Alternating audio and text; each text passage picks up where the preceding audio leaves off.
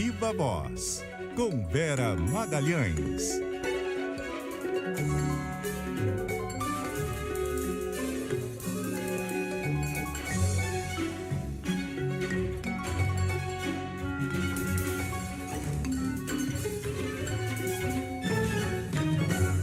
Vera Magalhães, boa tarde.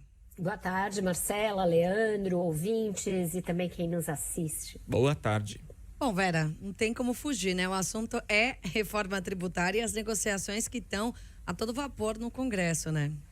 A todo vapor, Marcela. Hoje tem uma romaria de governadores, principalmente, mas também de alguns prefeitos a Brasília. Eles vão se reunir primeiro com as bancadas dos seus respectivos estados e depois tem reuniões entre eles, reuniões inclusive que vão agregar governadores de determinadas regiões, todos eles fazendo tardiamente o seu dever de casa, se debruçando sobre o texto e achando aqueles pontos com os quais não concordam e tentando ainda promover mudanças no relatório do deputado Aguinaldo Ribeiro. Ele já está aí vendo e, segundo o coordenador do grupo de trabalho que tratou da reforma, o deputado Reginaldo Lopes, pode ser que haja modificações para evitar essa resistência dos governadores, tentar driblar esse movimento de oposição crescente ao texto e garantir a sua aprovação nesta semana ou mais tardar na próxima. Mas o fato é que as coisas se complicaram desde o fim de semana e a aprovação que era dada como favas contadas por muitos deputados já não é considerada assim tão simples. Mesmo esses que eram muito otimistas, ligados ao presidente da Câmara, Arthur Lira, reconhecem que um fator acabou sendo aí muito fundamental para complicar as negociações, que foi a entrada de São Paulo em peso contra o texto do deputado Aguinaldo. E aí é uma união do governador do estado, Tarcísio de Freitas, com o prefeito da capital, Ricardo Nunes, os dois com objeções ao texto. Então, quando São Paulo, com o seu peso econômico e político, entra numa discussão, isso tem o condão de atrasar e de possivelmente evitar a votação antes do recesso. Então, por isso as concessões, por isso todas essas reuniões. O Lira ainda não jogou a toalha, mas não está mais tão simples assim, não tem mais aquele papo de que o momento chegou, o momento é agora. Está todo mundo correndo e tentando ver como fazer para evitar que a reforma caia de novo naquele limbo que inviabiliza a votação. E já tem algumas mudanças aí em vista, né? O ponto que está pegando mesmo é esse Conselho Federativo, é um deles. Esse é o principal, mas também a criação do Fundo de Desenvolvimento Regional. Leandro, as duas coisas têm alguma ligação, porque esse conselho, além de dividir os recursos do IBS, né, que é o nome imposto que se deu aqui ao IVA, né, o Imposto de Valor Agregado, no mundo inteiro é IVA, e aqui vai chamar IBS, ele também definiria as compensações aí para os estados pela perda dos recursos da guerra fiscal. Então, é um órgão muito poderoso. Os estados acham que ele interfere no equilíbrio federativo, porque por meio desse órgão é que seria arrecadado todo o novo imposto e aí repartido segundo os novos critérios. Critérios que, segundo os estados, ainda estão muito obscuros. E isso tiraria dos estados o poder de fazer uma série de deliberações, por exemplo, parcelamento de cobranças tributárias, algum tipo de anistia aqui ou ali, e gerir os seus recursos no tempo correto. Eles temem que haja um delay entre a arrecadação por esse órgão e a repartição com os estados. E também acham que a indicação de integrantes para esse órgão pode virar um ponto aí nebuloso de interesse político, porque tudo isso seria definido depois numa lei complementar e não no texto da reforma.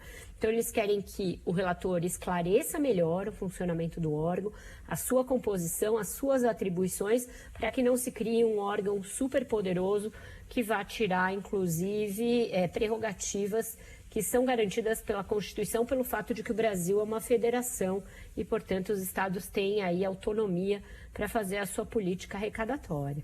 E acho que outro ponto também, uma grande preocupação com relação ao que tem acontecido com essa disputa, incluindo governadores, prefeitos, é porque as pautas econômicas até então, Vera, são de grande importância para o governo, mas também tinham um certo endosso do parlamento, justamente porque fazem parte aí de negociações em vários aspectos. E há justamente essa preocupação agora de que se torne uma briga partidária, uma briga de governo contra a oposição, que de fato não é, né?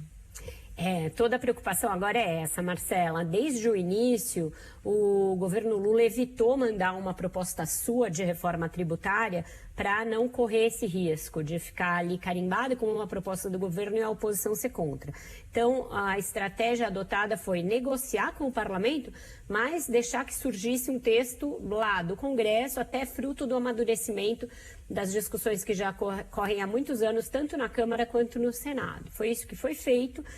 E o governo entrou como ali apoiador da reforma.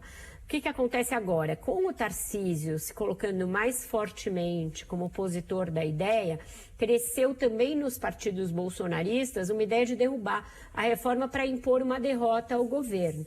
Então o PL e o Novo, eles estão com esse discurso de que é preciso derrotar a reforma na sua integralidade. Quem está tentando desconstruir esse discurso é o presidente da Câmara, Arthur Lira, porque ele não é da base do governo, ele é o líder do Centrão, que é uma força intermediária aí entre bolsonaristas e lulistas, e ele quer avocar para ele mesmo a responsabilidade por aprovar uma reforma que está há 30 anos aí sendo tentada sem sucesso. Se virar uma coisa polarizada entre bolsonaristas e lulistas, ele teme perder esse bonde aí da história e não conseguir de novo aprovar a reforma. Então o Arthur Lira está trabalhando para desarmar essa bomba e evitar que a oposição adote um discurso, vamos derrotar o governo, ele também dizendo que não se trata de uma pauta de governo. Para isso e para se contrapor a essa união dos governadores, principalmente do Sul e do Sudeste, que são os mais vocais contra a reforma do jeito que ela foi desenhada, eles articularam um abaixo-assinado de vários economistas a favor do texto, para mostrar aí uma certa massa crítica a favor e dizendo que o texto é o que de melhor pode se fazer para resolver a confusão tributária do Brasil. Então, hoje é dia de muita negociação, vai aparecer muita nota de apoio, muita nota de repúdio, muita proposta de mudança. Isso era esperado, eu nunca achei que fosse ser aquele mar de rosas, céu de brigadeiro para aprovar essa reforma tão controversa. E é isso, só demorou para que aparecessem os senões e eles agora estão na mesa e é o caso de negociar o texto para ver se dá para votar antes do recesso. Já não é tão favas contadas assim. Vera Magalhães, até amanhã. Um beijo para você. Beijo para vocês, ótimo jornal. Tchau, tchau.